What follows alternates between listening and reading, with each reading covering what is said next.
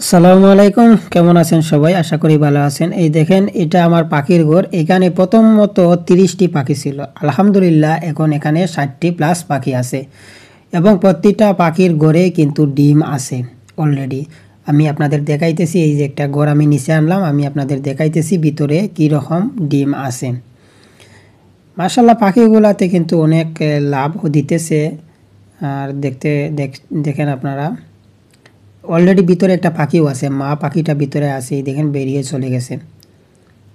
দেখেন ভিতরে ডিম আছে, প্রতিটা ঘরে 5টা করে ডিম আছে, 5টা করে ডিম আছে। তো এখানে 3টা আরও 2টা দিবে, মানে একটা পাখি 5টা করে ডিম দেয়। সেখান থেকে নিম্ন স্তরে 3টা পাখি বাচ্চা বের হবে। দেখেন আমি আরেকটা ঘর নিচে আনতেছি, এটাতে কিন্তু বরাবর 5টা ডিম আছে। এটাতে কিন্তু 5টা ডিম দেওয়া হয়ে গেছে, পাখি কিন্তু এখন বসে আছে, অল্প কিছুদিনের ভিতরে বাচ্চা বেরিয়ে আসবে ইনশাআল্লাহ।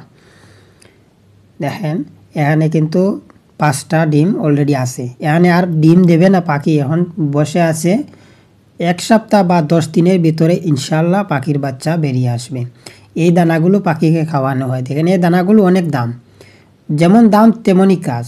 একটা পাখির দাম 100 দিরহাম, বাংলাদেশি টাকায় 3400 টাকা। বুঝতে পারছেন?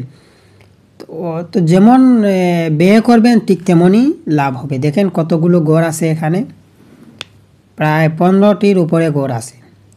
একটাতে যদি 3টা করে বাচ্চা হয় তাহলে 15টা ঘরে 45টা বাচ্চা হবে নিম্ন স্তরে, উপরের দিকে 60-70টা বাচ্চা হবে।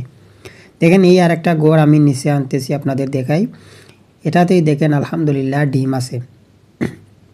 দেখেন এখানে আলহামদুলিল্লাহ ডিম আছে, এখানেই 5টি ডিম আছে। দেখেন তারা এই খেজুরের যে পাতা আছে এগুলা পাখি নিজে থেকে কাইটা কিন্তু তারা গড়টি বানায়, মানে গড়ের ভিতরে রাখে, কিন্তু অনেক সুন্দর এবং মজবুত করে কিন্তু তারা রাখে।